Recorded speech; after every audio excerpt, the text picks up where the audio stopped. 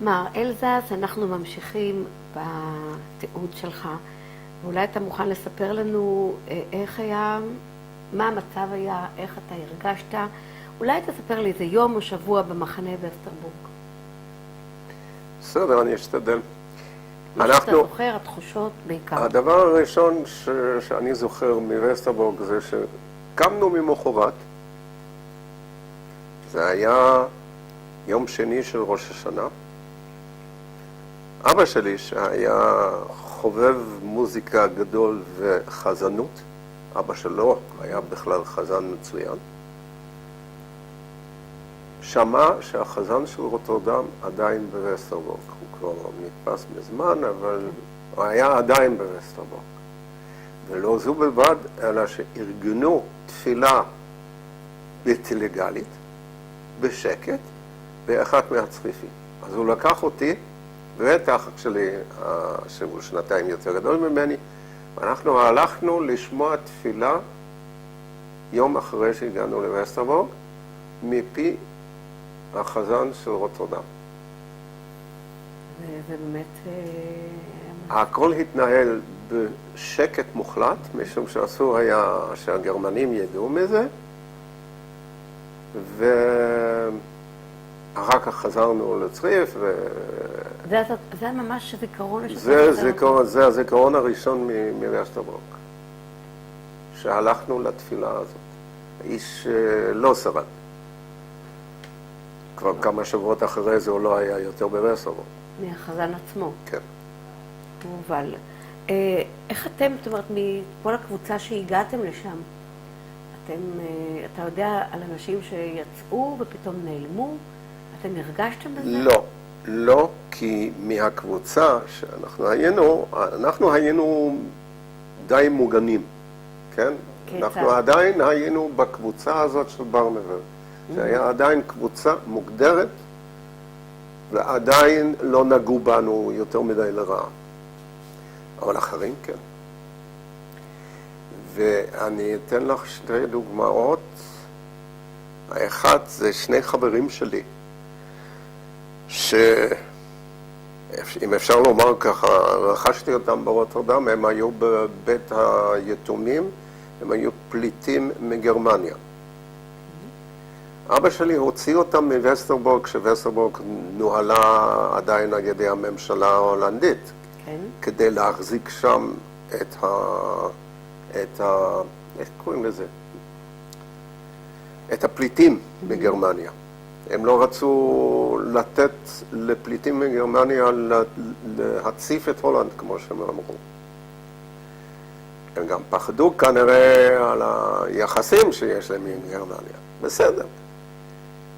אז אבא שלי היה חלק מהצוות הרפואי שהתנדב לראות אם התנאים שלהם בסדר, ואם הם לא חולים מדי וכולו וכולו וכולו. זאת אומרת שהוא עבד עדיין במחנה עצמו כרופא. לא, זה היה לפני המלחמה בכלל. לפני המלחמה. לפני המלחמה, פעם או פעמיים בשבוע היה נוסע בהתנדבות עם עוד כמה למחנה כדי לראות מה אפשר לעשות.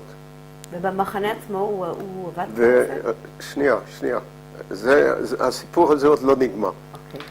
אז הוא היה תחמן גדול, גם כן, לפחות בשטח הרפואי, והוא המציא מחלות, לא המציא, אבל נזכר במחלות נדירות, וידע פחות או יותר את התופעות שלהם, ולחש לפציינטים שהוא רצה לשחרר אותם, שיגידו כך וכך, והוא רשם שיש להם, אני יודע, מחלה נדירה, ושיש צורך לטפל בהם בעיר גדולה, ולא בווסטרבורג, שזה חור. אמרתי כבר, מדבר. ובין אלה שהוא הצליח לשחרר, היו שני חבר'ה מגרמניה שהיו בגילי. אחד היה שנה יותר גדול, הוא היה גונטר, קראו לו. אחד היה יותר קטן, אפרים, והם היו חברים בלב ובנפש. ההורים שלהם היו כנראה כבר חברים, אבל אני לא יודע מאיפה הם היו בגרמניה. אין לי מושג. והם היו בבית היתומים, ואני הלכתי לבקר אצלם בפעם הראשונה באיזה יום ראשון, ואחר כך באו אלינו, ואנחנו נהיינו חברים. כשאני הגעתי לווסטרבורג, אז אחרי כמה ימים אמרו שאנחנו יכולים ללמוד. יש שם בית ספר. ובית הספר בדיוק נפתח אחרי שהייתה איזה מגפה של דיפתריה. אז אני הלכתי לבית הספר, ובכיתה שלי נמצאים גונטר ואפרים. שמחה גדולה. השמחה הייתה גדולה, ואנחנו דיברנו, והם אמרו לי, תשמע, אותנו ישלחו עוד מעט למזרח. אין לנו שום סיכוי. וזה בדיוק מה שקרה. הם היו כמה ימים אחרי זה כבר ברכבת לסוביבור. אותם שלחו בטרנספורט. כן, כן, שלחו אותם בטרנספורט. סוביבור קרה להם מה שקרה לכולם. כל כמה זמן יצאו טרנספורטים? אתם ידעתם על זה? באותה תקופה היה טרנספורט לפחות פעם בשבוע, לפעמים פעמיים. אתה נוכחת, ראית איך עושים את זה? אז בתור ילד? לא, לא נוכחתי כי את הטרנספורטים ארגנו, זאת אומרת, קראו לאנשים וכולו בערב כשכבר היה אסור להיות בחוץ, ובבוקר הוציאו אותם לפני שמותר היה להיות בחוץ. כדי שלא יראו. כדי שלא יראו. עכשיו, היה בווסטרבורג צריף אחד שלא היה רחוק מהצריף שלנו, שהיה מוקף בגדרות, ואנשים שם לא נעלו נעליים אלא כפכפים, שזה עשה המון רעש, וגם לא אפשר להם כל כך ללכת, אלא היו יהודים שתפסו אותם מתחבאים בחוץ. כן, כן. שלא באו... שניסו לברוח. כן, הם לא באו להתייצב כשהם היו צריכים להתייצב, הם לא היו בבית כשהם היו אמורים להיות בבית, ותפסו אותם אצל גויים. כמו שהאחים שלי הסתתרו אצל הרופא שיניים, אצל השני. ואלה שלחו אותם מהר מאוד למזרח כל פעם. הם היו הראשונים ששלחו. והם היו הראשונים בתור. ואז קרה פעם אחת, שאישה אחת מהקבוצה שלנו ברחה בלילה. כשאתה מיועדת לנסוע בטרנספורט? לא, לא, לא, לא, אנחנו לא היינו מיועדים, אבל היא השאירה מכתב שהיא לא יכולה לסבול יותר את החיים במחנה. דבר ש... אם בן אדם לא במצב נפשי טוב, אז זה יכול להיות באמת יותר מדי מכביד. לא היה לה כוחות נפש. והיא ברחה, מצאו את המקום איפה שהיא ברחה, אז היא חפרה מתחת לגדר עד שהיא יכלה לבוא, ואז לקחו מהצריף שלנו איזה 50 איש, אני חושב. מהצריף השני גם כן לקחו והביאו אותם לצריף העונשין. אלה עם הכפכפים והגדר מסביב. ואז זה היה פחד עצום, שגם אותם יוציאו בטרנספורט הבא. אז בטרנספורט הבא לא הוציאו אותם, וטרנספורט אחרי זה הם כבר חזרו לצריפים שלנו. כשהם בחרו את האנשים, אתה היית שם נוכח? לא. אתה לא ראית איך עושים את הסלקציה הזאת? לא, לא, לא. אני הייתי נוכח באיזה מסדר שעשה סמל הולנדי שרצה להישמע גרמני, ונתן מכות וכל מיני דברים כאלה, ודרש מכולם לצחצח את הנעליים גם בין הסוליה לבין העקב.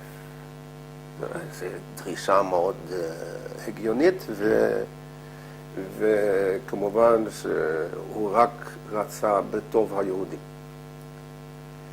וזה היה מעמד משפיל נורא. כל המבוגרים עמדו שם, וגם כל הילדים. אז את זה אתה זוכר. או, זה היה משפיל נורא. עכשיו, כאמור, אין לי מושג מי הם היו, גונטר ואפרים. אתה רק זוכר אותם שהם היו... הם לא נתנו לי אף פעם את השם משפחה שלהם, כי הם פחדו שמא ההורים שלהם עדיין בבית. לא הייתה שום הצדקה לזה, אבל... והם לא רצו שהגרמנים יעלו עליהם. זאת אומרת, הם הילדים עצמם יצאו לטרנספורט ונספו. נספו? וההורים אתה לא יודע אם ומה? לא. אין לי מושג. כמה זמן הייתם במחנה? אמרת חצי שנה? אנחנו היינו בווסטרבורג 8 חודשים בערך. 9 חודשים כמעט. ואתם עוברים משם? לטרזיינשטט במסגרת חיסול ווסטרבורג כמחנה מעבר ליהודים. זאת הייתה הכוונה בכל אופן של הגרמנים. אתם ראיתם שהם מתכוננים? מה הם עושים? לא התכוננו לשום דבר. הם פשוט שמו את כולם בטרנספורט. עכשיו, רוב היהודים בווסטרבורג הובאו לברגן-בלזן. הם קראו לזה צלת, צלת זה העיר על יד זה, כן. וזה הרבה יותר קרוב להולנד, צלת. זה חצי מרחק מטרזיינשטט. ומישהו, אני לא יודע כבר מי, אמר משהו לאיזשהו מישהו של הגרמנים, למה לא צלע? אז הוא אמר, אל תתלונן. זה כל מה שהוא אמר, אל תתלונן. אחר כך ראו... כי טרזין היה הרי מחנה לדוגמה, גם לא היה מחנה מוות. טוב, מחנה לדוגמה, כן. כן, לדוגמה במרכאות. כן, אם אתה מסתכל מקדימה על הבמה, אז זה בסדר. ברגע שאתה היית מאחורה, אז ראית שיש כמה דברים פחות יפים. ואתם יוצאים עם כל המשפחה? כן. אתם מגיעים למחנה? כן, בטרנספורט בקרון בהמות. 40 איש בקרון, אבל בגלל שהיו גם ילדים, אז היינו 50 איש בקרון, אני חושב. אנחנו נסענו אנחנו לקחנו איתנו משהו לאכול, מה שהיה, קצת לחם או משהו כזה, קצת מים, היה דלי אחת בשביל כולם, בשביל הצרכים. אסור היה לפתוח את הדלת, אסור היה בכלל להסתכל החוצה, כאילו היה איפה, היו כמה סדקים צרים מאוד שיכולת לראות משהו, וזהו, והאוויר בתוך הקרון היה בלתי נסבל. זה היה אמצע קיץ. איך אבא ואמא שרדו את זה? הם שרדו את זה די בסדר, עד כאן זה היה די בסדר, אבל הם דאגו בעיקר לאחותי ברצ'ה, שכבר חלתה בווסטרבורג. בשחפת. ואני ראיתי פתקאות קטנות שהיא כתבה לאבא, כשהוא לא יכול היה לבוא, יש לי היום נתונים כאלה וכאלה, ואז הוא כתב בחזרה שבסדר, זה בסדר, אבל הרבה יותר מאוחר, הוא סיפר לנו שהוא ידע שזה הולך בכיוון לא טוב. במחנה ווסטרבורג היא לא קיבלה טיפול רפואי? תראי, תרופות לא היו. כמעט ולא. אם היו תרופות, אז זה היה עוד איכשהו בווסטרבורג, היה עוד משהו, אבל נגד שחפת, אף אחד לא ידע מה לעשות. לשלוח לשוויצריה, שהבן אדם ישקף שם, ואם יש לו מזל, אז הוא יחזור מזה. אז האחות מגיעה חולה, אתם מגיעים לטרזין... לטרזיינשטט, היא לא הייתה חולה ממש. עדיין לא. לא. היא התנדבה לעבוד בבית חולים, וכאן בא העניין של העבודה של אמא שלי. כן, אמרת שאתה... אני לא יודע מה שהיא עשתה בווסטרבורג, היא עבדה, אבל אני לא זוכר מה. כן. בטרזיינשטט אני אף פעם לא אשכח את זה. כל העבודות הכריחו את האנשים, הלכה למעשה, להיות 9 שעות עסוקות במשך היום. כשאין בית ספר, אין כלום, אז הילדים מסתובבים חופשי. זה לא היה בדיוק ככה, כי העסיקו אותנו חלק מהיום, אבל על זה אחר כך. והיא ראתה שאם היא בוחרת מקצוע מסוים שנקרא בגרמנית לייכנוושרין, דהיינו רוחצת מתים. זאת אומרת, טהרות כאילו. טהרות, כן. כאילו. כאילו. כן. אצלנו ביהדות זה הרי מצווה גדולה. אז היא תהיה שעה אחת יותר איתנו, ואת זה היא בחרה. בגלל זה. איך הרגשת עם זה? זה היה קשה? כן. כן. זה היה קשה. כבר אז. הייתי בן 9, כמה? בן 9. כן, כן. והבנתי טוב מאוד שהיא אולי מקריבה את עצמה. שהתוצאה עלולה להיות שאנחנו נפסיד אותה. וזה היה קשה. קשה מאוד. איך היא קיבלה את זה? זאת אומרת, היא דיברה איתכם על זה, אמא? לא, רק הודיעה. אני הולכת לעשות כך וכך. שאלנו למה. אז היא אמרה, אז אני שעה אחת יותר איתך. אז הסבירו, הילדים לא היו מפונקים וקיבלו את הדברים כמות שהם. מה אבא עשה במחנה? בהתחלה הוא היה 3 שבועות מטאטא רחובות. מחנה טרזינשטט זה עיר, כן? הוא היה מטאטא רחובות יחד עם פרופסור למשפט בינלאומי בעל פרסים בינלאומיים, והם התווכחו ביניהם על אפלטון ואריסטו, וציטטו אחד לשני ביוונית. אני שואל אותך, כן. משום שאנשים שמעו אותם. אבל זאת אומרת שסוד ההישרדות של היהודים בכלל לכל הדורות, וגם במחנות בעיקר, זה. זה הרוחניות. לברוח על התרבות. לתרבות ולרוח. כן. וזה הילדים, מה אתם עשיתם? אבל סליחה, זה רק ההתחלה. אחרי 3 שבועות, היה רופא אחד שניהל שם את שירותי הבריאות, ראה את אבא ברחוב, והכיר אותו מאיזה קונגרס שהיה פעם בברלין, או אני לא יודע איפה. כן. הוא אומר, מה, אתה מטאטא רחובות? אני צריך אותך. ואז הוא קיבל איזושהי מחלקה כאילו של חולים בבניין בנפרד. הוא היה צריך לדאוג לניהול של העניין. היה שם בית חולים.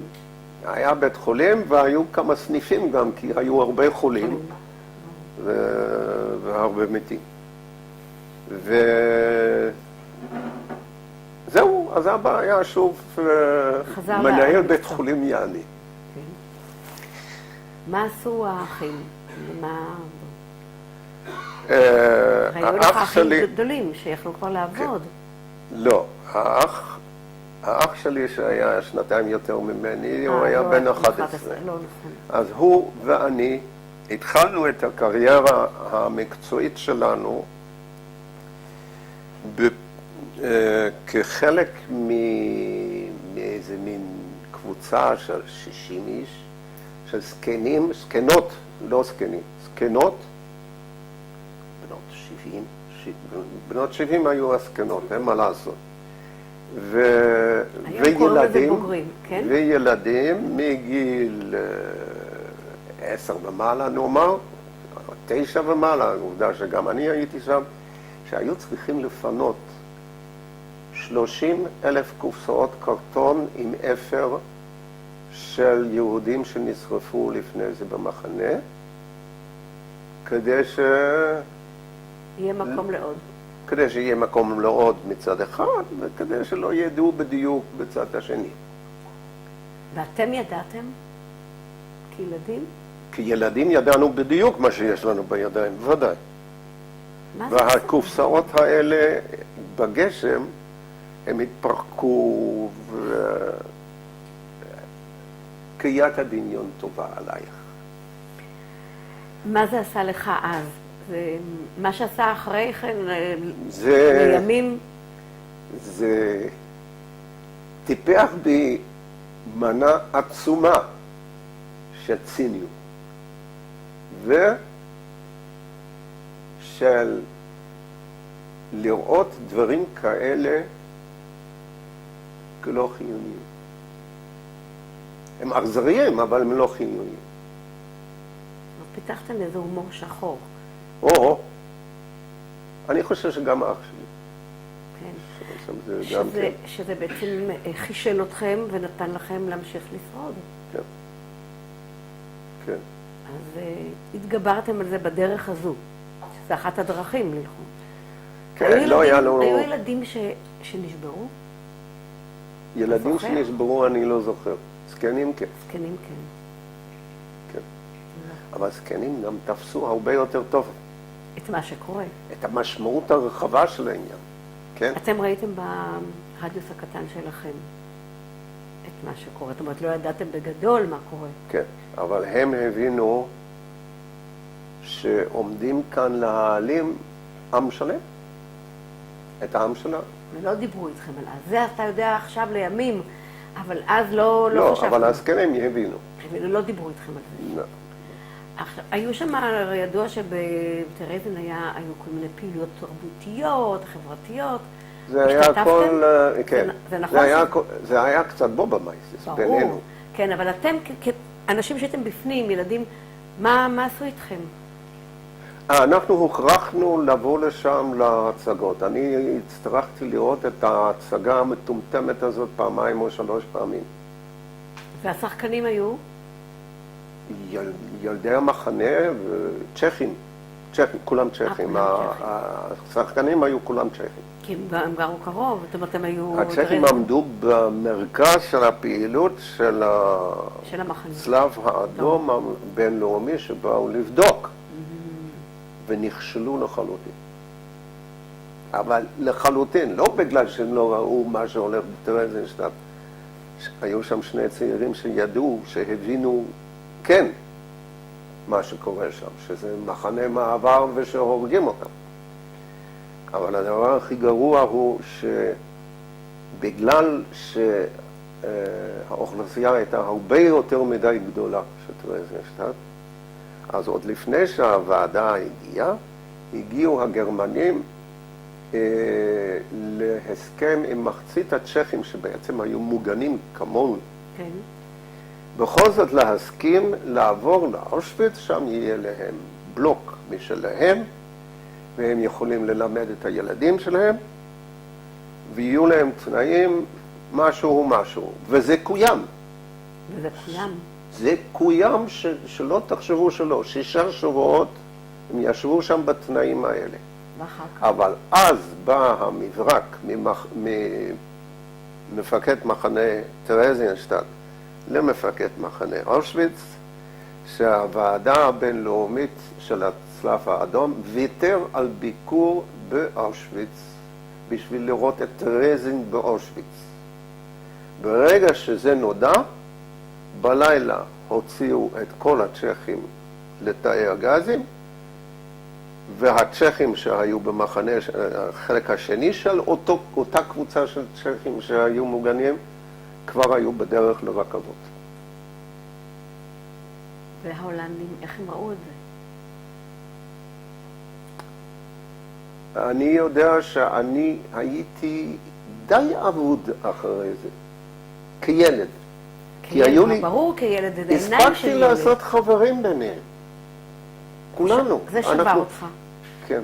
זה היה נורא. אנחנו לא ידענו מה קרה להם, אבל פתאום הם לא היו. פתאום. ומישהו סיפר, מישהו דיבר, היו איזה שמועות במחנה. מה קורה, לאן הם הלכו? היו שמועות, אבל ברוך השם אני לא שמעתי אותם. אולי העדפתם לא לשמוע אולי? לא, אני לא יודע. המבוגרים כן שמעו. היו כאלה שלא האמינו. מה הפלא? זאת אומרת, באיזה מקום שהוא נתנו לכם המבוגרים איזושהי חסות כזאת, ונתנו לכם... כן. כן, הם מאוד... שמרו עליכם. בכל אופן בסביבה שלי, האישית, אני חייב לומר ש... הם הגנו עליכם. הגנו עלינו. אבא שלי ידע כבר, אמרתי, אבא שלי הבין כבר מ-43 שהסוף לא יכול להיות טוב. זה שזה כל כך תעשייתי, הוא לא תיאר לעצמו גם כן, אבל... מתי אתם עוזבים את טרזין ומתי אתה בשחרור? אנחנו לא בשחרור. אנחנו... אתם עוברים לאזור אמריקאי? לפני ששוחררנו, זמן קצר אחרי הסיפור הזה עם הוועדה הבינלאומית, גייסו יהודים בטרזין במחנה, בשביל להביא אותם החוצה למחנה הקטן, ושם היו צריכים לבנות משהו. זה מחנה קטן של אזור? המחנה הקטן זה מחנה ההשמדה של טרזינשטט, ששם השמידו כל מי שלא היה בסדר או לא מצא חן.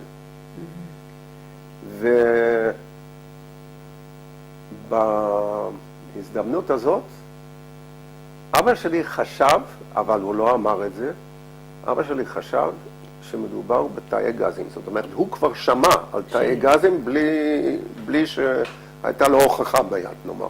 אבל בטרזין לא היו. לא היו, אבל הוא חשב שהבנייה, הפעילות הבנייה שמתרחשת שם, שזה בשביל זה. לימים נדמה לי שגילו שהפעילות הבנייה היה בשביל לקלוט את כל השרידים של אושוויץ, בוכנוולד וכולו וכולו וכולו, you name it, we have it.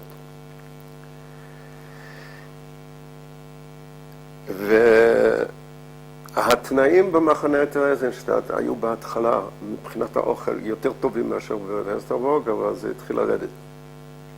המלחמה המשיכה, והגרמנים גם כן לא היו עליהם, אני יודע, עודף. לא שאני מנסה להגן עליהם, אבל ברור שהתנאים אתם האלה... הרגשתם בתנאים הקשים יותר. כן, כן, הרבה יותר. מתי אתם עוזבים לאזור האמריקאי? לא, זה הרבה יותר מאוחר. יש עוד פרק קטן. בזמן הזה שאבא היה שם מנהל בית חולים יעני,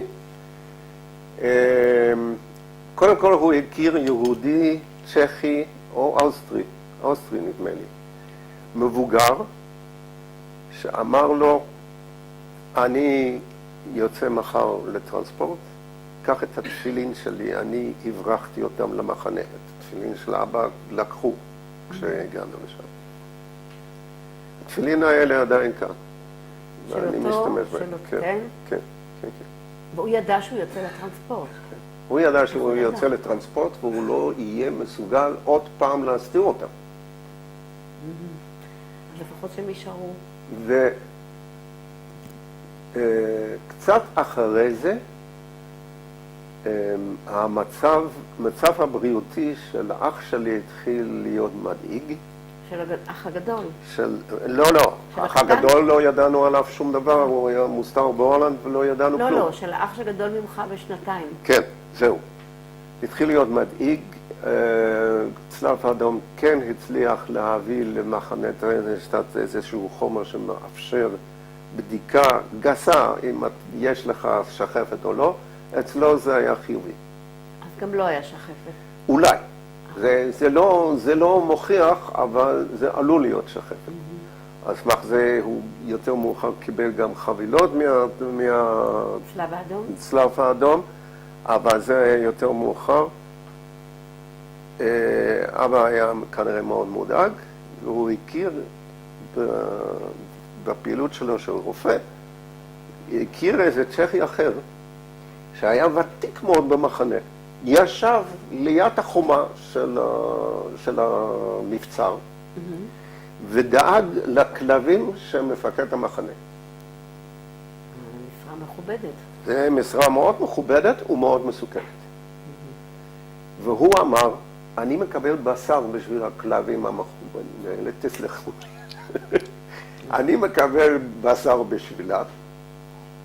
אתה תיקח את הבשר לבנים שלך, אבל תדאגו כשיש גבינה, לא גבינה, נקניק, ארזץ נקניק, כן? זאת אומרת, במקום נקניק, תביא לי את זה בחזרה. תביא לי את הנקניק, במקום. כן, שיהיה לכלבים. והתפקיד הזה, המכובד, נפל עליי. אני הסתדרתי עם הכלבים שלו, אז אני פעמיים, 3 פעמים הלכתי אליו להביא לו נקניק. והייתה לי הרגשה פנטסטית שאני כל כך קרוב לחומה, כאילו אני מחוץ למחנה בכלל. והכלבים היו כלבים שאילפו אותם? לא, אלה היו כלבי ציד. כלבי ציד. לא שמירה. אז אפשר היה להסתדר איתם. הם היו צעירים, הם השתוללו קצת, אבל הסתדרתי איתם. בפעם השלישית שהלכתי לשם, נפתח שער המחנה בדרך, החזיקו אותי, החזיקו את כל מי שעבר שם, והתחילו לבוא אנשים בבגדים מפוספסים, ברגל, סחבו איתם את המתים. אלה היו הראשונים שבאו ממחנות ההשמדה והריכוז. בצעדת המוות. שהגרמנים הביאו אותם לטרזיינשטט כדי שלא ייפלו בידי הרוסים. ותראי את הפנאטיות של האידיוטים האלה, כי הם יכלו לחסוך לעצמם את כל המאמץ הזה. אז היו מתים קצת פחות, אבל כמה היו כבר? זה לא היה הפעם הראשונה שאני ראיתי מת. בווסטרבורג מישהו מת מהתקפת אוויר על ידי. אבל זה היה שוק נוראי, וראיתי את האנשים האלה ממש שלדים, מתהלכים, עוד יותר גרועים מאיתנו. היו מוזלמנים. כן, כן. ואז נודע לכולם וברבים מה עשו להם. ומה עשו לאלה שלא שרדו. ולמה לא שרדו. וזה השוק. שוק עצום. באמצע כל הסיפור הזה, אחרי שזה כבר התחיל, המצב של אחותי החמיר, והיא נפטרה בחודש אדר. הבאנו אותה לשריפה, בגלל שאימא שלי עבדה שם בטהרות, אז נתנו לה קצת פרוטקציה מצד היהודים, ואנחנו יכולנו להתקרב לכ-50-60 מטר מהקרמטוריום. איך יכולת בתור ילד לראות דברים כאלה? ומה זה? זה קשה מאוד. כן, אבל יחד עם זה אנחנו גם התחשלנו שם קצת. כן, הכל בפרופורציות אחרות. החיים אחד אחרי השני, וכל פעם אתה צריך להמשיך. גם כילד אתה צריך להמשיך. אז המאמץ הוא אולי פחות מודע, אבל הוא ישנו. התוצאות באות לימים, או ש... כן. כן, כן. התוצאות הן לא טובות. מה קרה עם כל הקבוצה הזאת שהגיעה? אז כל המצבם היה זוועתי. הם התחברו איתכם? הם היו בקשר? לא, בהתחלה לא. בהתחלה לא, הם לא יכלו ואנחנו לא יכולנו. הם הבינו שלנו היה טוב בהשוואה להם, וחוץ מזה הם סבלו ממגוון מחלות מעיים שלא נדע. אבא שלי, כל המחלקה שלו הייתה מוקדשת למחלות המעיים האלה, מאותו יום. והבעיה הייתה מה קורה עם הרופאים והסועדים. כי הם, מה? הם ימותו? הם יכולים להידבק במחלה. כן, כן. הרי המצב של כולנו היה רע. ואז הגיע חומר חיסון מגרמניה. ואבא ראה את חומר החיסון, קרא לכולם ואמר, חבר'ה, אני לעצמי לא מזריק את זה. לא כתוב שם מתי זה נעשה ועל ידי מי.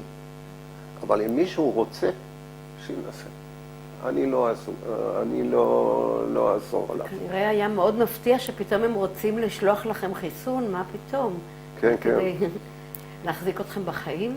ואז אחד אחרי השני, במשך השבועיים, שלושה אחרי זה, נכנעו לפיתוי ולקחו את התרופה ומתו כולם.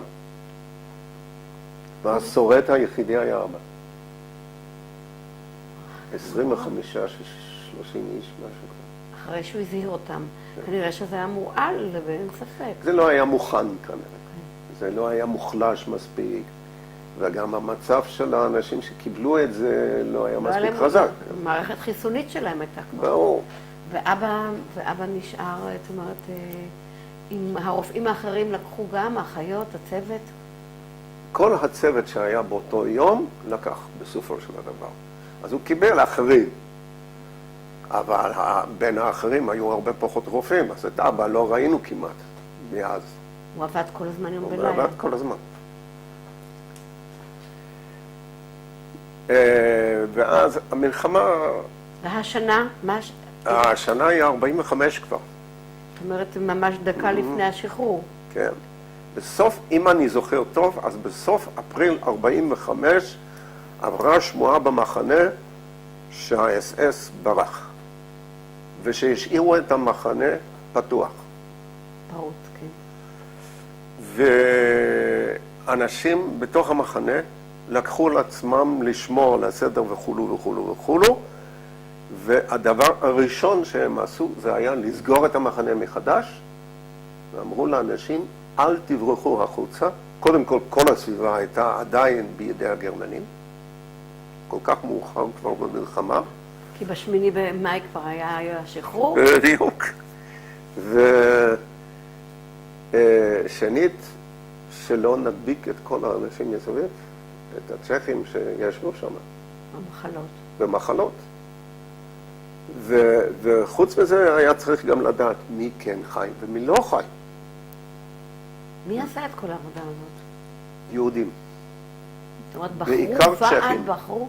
לא היו בחירות לא, הכוונה כאילו, היה ועד שם מישהו. אני חושב שאלה היו המנהיגים של הצ'כים שנשארו, עם כמה אוסטרים אולי. וזהו. והם שמרו על זה שזה לא יהיה. הם קיבלו סיוע מהמשטרה הצ'כית, שכמו בהולנד, את זוכרת שמשטרה הולנדית שמרה עלינו, משטרה הצ'כית עשתה את תפקידי השמירה היומיומיים.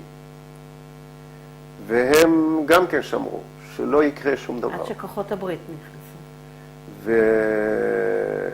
ובבוקר של 8 במאי, אנחנו היינו אז באיזו דירה, לא מזמן, עברנו דירה לשם וקיבלנו שם אש מבחוץ. זה היה עליית הכביש, הדירה הזאת. עליית הכביש מחוץ למחנה. כן, היה הכביש, הגדר ואנחנו. איך נתנו לכם דירה? להבא נתנו בגלל שהוא היה רופא. לא, היו שם, חלק מהאנשים היו מוכרחים לגור בדירות, משום שאחרת לא היה מקום. הקזקטינים לא היו מספיק גדולים.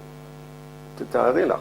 היו שם 30-40 אלף איש לפעמים. ואתם עדיין מקבלים אש ביום השחרור. כן.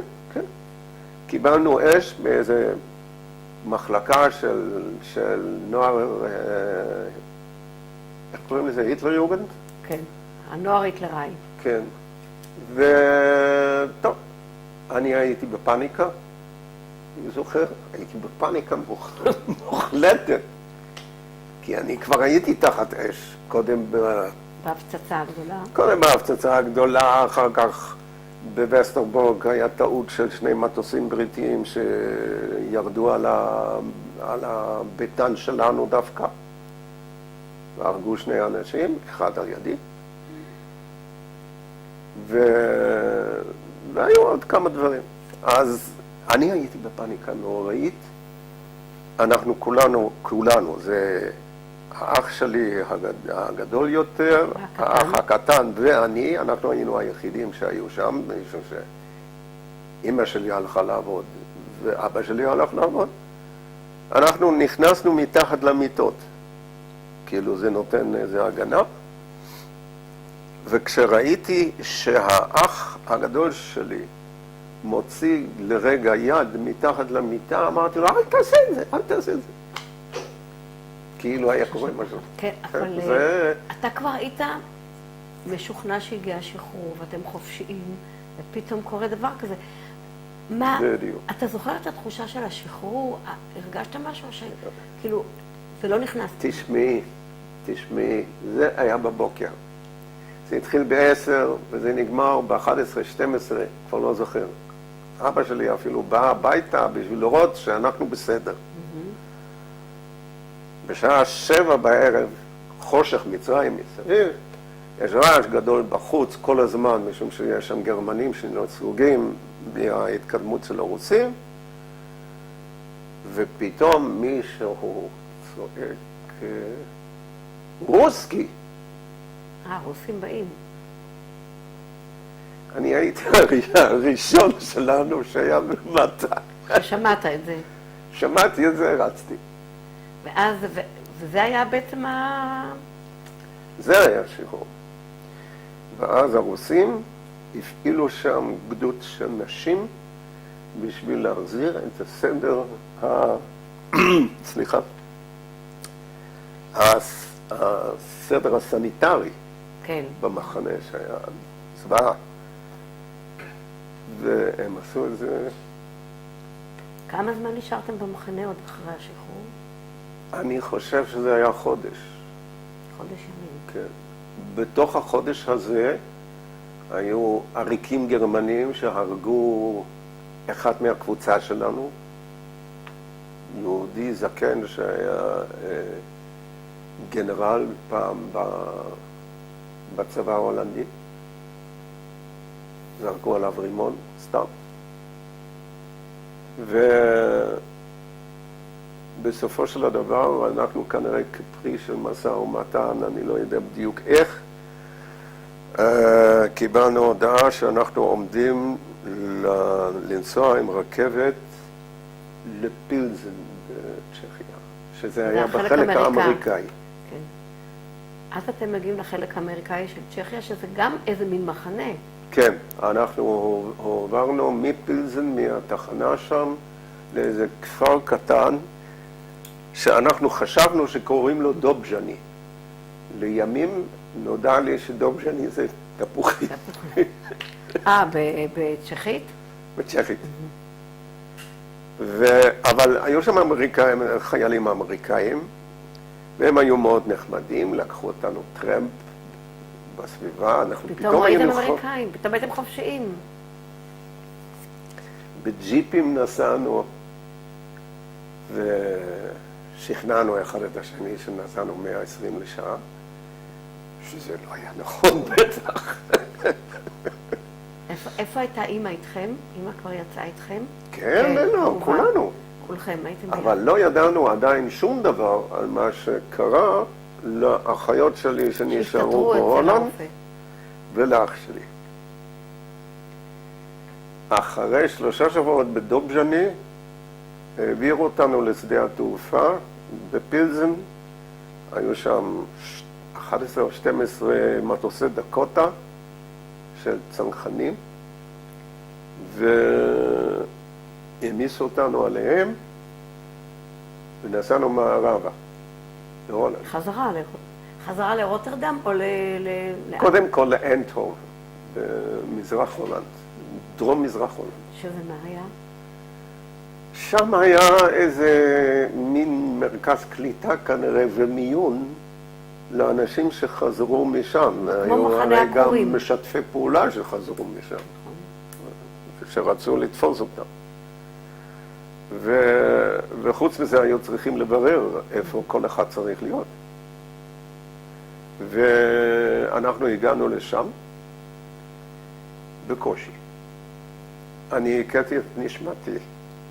כלומר ברכבת? לא רכבת. במה? במטוס דקוטה. במטוס דקוטה שנתפס בסערה עצומה. מה-11 מטוסים 10 לא הגיעו להולנד באותו יום. שלנו היה היחידי. שוב ניצלתם. ושוב העיר מצ מופיעה. כי אנחנו עשינו נחיתת ביניים במץ. אבל מה קרה? זה לא היה, זה היה בסערה? בסערה עצומה בדרך, שכנראה שהם לא ידעו עליה.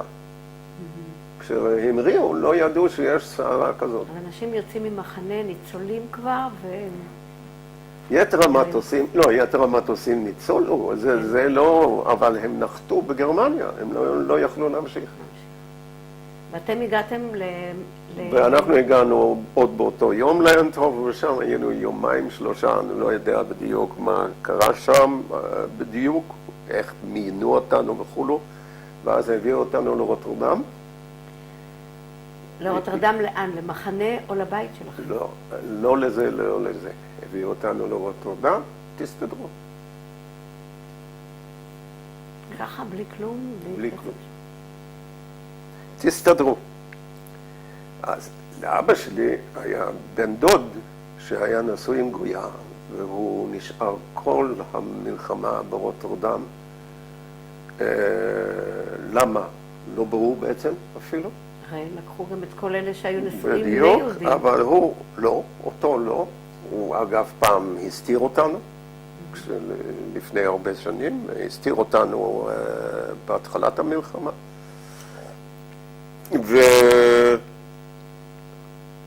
ואבא, אמא ואמא הלכו לגור שם עם האח הקטן. האח הקטן היה בסך הכל בן 4. ובמצב בריאותי לא כל כך טוב, כפי שאת יכולה לתאר לך. הרבה חלב הוא לא קיבל. כן. שני אחים?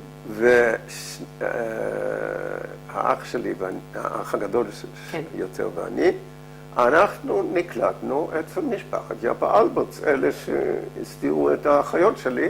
האחיות שלי בינתיים חזרו מווסטרבורג, ואנחנו אפילו לא ידענו שהם היו שם. וגם כן היו אצלם, משום שלא היה להם איפה להיות.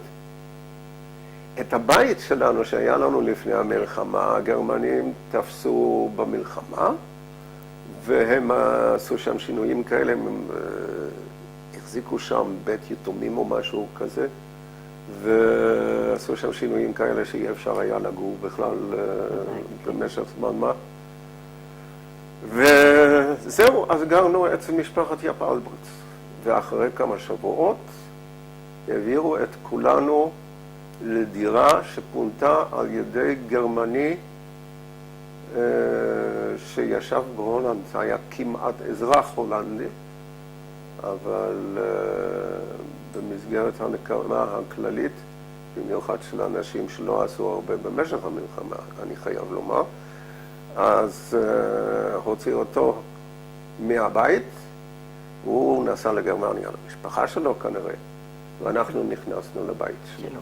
מה עם האח שהוסתר אצל הגרמני הלא נאצי? אחרי כשנה וחצי היה להם כל כך רע, לא... ולגיסו לימים. כן. כשבא איש, היה איזה איש מגע, איש קונטקטמן, איש קשר של המחתרת, שאמרו לו, אנחנו לא יכולים להחזיק מעמד. אי אפשר. הוא גם ראה שהם עצבנים ומה לא. הוא הביא אותם לשתי רווקות אחיות, פרוטסטנטיות אדוקות, שאחת מהן הייתה סגנית מנהלת או משהו כזה של איזה חברת ביטוח, אז היא נראתה יותר נורמלית טובה. השנייה הייתה נכבדת על הכלים והיא עשתה את העבודות בבית. ושם נשארו. בתוך הזמן הזה היה גם פשיטה על הרחוב שלהם, כי היו שמועות שהיו שם אנשים שהסתתרו. והזאתי שניהלה את החברה, שמה את האח שלי ארגז ששימש גם ספסל בתוך הסלון, ואת הגיס שלי במשהו דומה בקומה העליונה. הגרמנים נכנסו והגברת שמה רגל על רגל, סיגריה בפה, למרות שזה לא היה טבק, אבל כן. תה או משהו כזה. אני יודע, תה גם כן לא היה. והיא הציעה להם לשתות. היה לה עוד בקבוק ינברה. זאת אומרת, היה לה ביטחון גדול מאוד מצוין. הם לא חיפשו. הם לא חיפשו, וכך הם ניצלו. כן. אח שלי שמע את כל השיחה. הוא היה בן מבוגר, יותר בן 20. הוא היה אז, זה קרה בסוף 44. אז הוא היה צריך להיות אז בן 22. צעיר, אבל הוא היה במסתור רוב המלחמה, כל המלחמה. כל המלחמה. כל המלחמה. כל המלחמה. אז המתח שאתה צובר על ידי זה שאתה במסתור כל הזמן, צריך כל הזמן להיזהר, אתה לא יכול לפרוק. מי שנתפס פרק את המתח. או שזה יוצא אחר כך בצורות אחרות במשך החיים. כן. איש לא יודע, אבל זה דבר קשה. כן.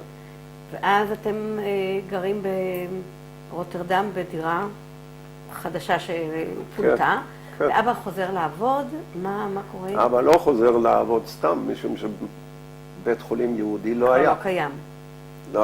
לא קיים.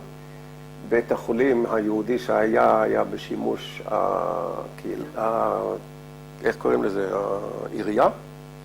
כן. כבית חולים.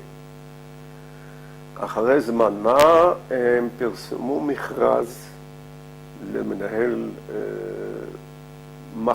המחלקות הפנימיות של בית החולים העירוני, מחלקות, משום שכל העסק היה מפוזר. הרי בית החולים עצמו נהרס במלחמה, וכל מה שנשאר היה חדרי ניתוח וחדרי רנטגן. כל היתר נהרס. ואתם נשארים, אני רוצה קצת לנסות להתקדם הלאה, ולשאול מה קורה איתכם, במה עסקתם אתם. אתם נשארים שם עד 56. בהולנד, נכון? אני נשארתי עד 56. כן. ושאר המשפחה, מה קורה עם ההורים? ההורים... אתם לא חשבתם בכלל לעלות ארצה? זה לא... אז כן. אז. בוודאי, אז כבר. לא, ב-45 הגעתם וחזרתם, שמעתם שישנה עלייה ארצה, אנשים עולים? לא, אז עוד לא הייתה עלייה ארצה, משום שהבריטים סתמו את הכל. כן, אתם נשארים בהולנד ושם אתם מוצאים את מקומכם כמובן. פחות או יותר, כן, אני הלכתי לבית ספר, אני הייתי צריך להתחיל ללמוד בכיתה ה', אני חושב. הכניסו אותי קודם בכיתה ג', אבל אחרי שעה ראו שזה לא עסק, הביאו אותי לכיתה ד'. בסדר, אז הפסדתי שנה. הגרויס גדיל. אז למדת שם בבית ספר, והאבא עבד, אמא לא עבדה, אני מבינה. אמא לא עבדה. האחיות? והיא הייתה מאוד מאוד חלשה. התחילה, בטרזנשטט היא חטפה בין היתר איזה צהבת מסוג מאוד מאוד נבזי כנראה, ומאז הייתה לה שחמת הכבד שלאט לאט התקדמה והרגה אותה. זאת אומרת... אז גם לא היו תרופות לנגד שחמת הכבד.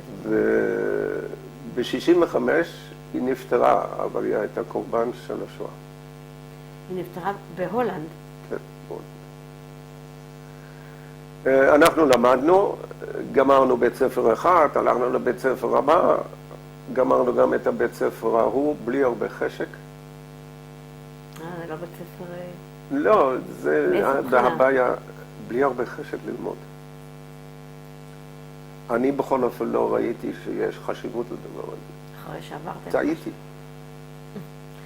אבל אחרי שעברת מה שעברת, זה היה קשה מאוד להיכנס לאיזה מין מוסד, לשיטת לימוד, שיש לה חוקים משלה, הייתם במקום שהחוקים... בינינו, אני חושב היום, אבל היום זה 2011, כן. שהיו צריכים לקחת אותנו ושנה שלמה לתת לנו חופש.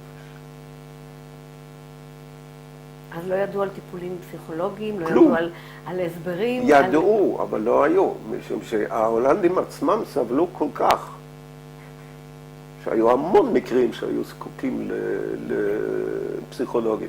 המון. אז הסף היה גבוה מאוד. נוסף לזה, אבא שלי לא סימפט פסיכולוגים. כן, ברור. הרופאים לא מאמינים בזה, כי זה לא קליני. זה קליני אולי, אבל לא, זה קצת יותר מדי דברים זה קליני, אבל אנקלין. כן, קליני, אנקלין זה טוב. מה אבא חשב על כל זה שאתה צריך לשבת ללמוד, או... זה היה נורא בשבילו, הוא שאני לא למדתי כמו שצריך. הוא רצה שאחד הילדים... אני מניח שהוא רצה את זה, אבל זה לא יצא. אף אחד לא היה רופא. אף אחד לא למד רפואה. ואתה, אתה עולה ב-1956 בגבך, או עם מי אתה עולה? לא, האח שלי, קצת יותר גדול, כבר היה בארץ, ואחות אחת מאלה שהסתתרו אצל רופא שיניים, גם היא עלתה כבר לארץ, היא ישבה כאן כבר בקבע ממש, האח שלי ירד באיזשהו רגע לצרפת לזמן מה. אבל אני לא הייתי לגמרי לבד, יחד עם זה אני גם כן לא הייתי לגמרי עם האחות שלי, משום שאני גם לא יכולתי להיות לה למעמסה גדולה, ואני ידעתי שאני הולך להתגייס לצבא. זהו, הייתי בירושלים שנה וחצי, משהו כזה, התעסקתי עם משהו שנורא אהבתי. כן, אנחנו נעשה דקה הפסקה, ואנחנו נדבר אחר כך על השיקום בארץ ועל איך שהשתלבת בחיים בארץ ועל הקמת משפחה.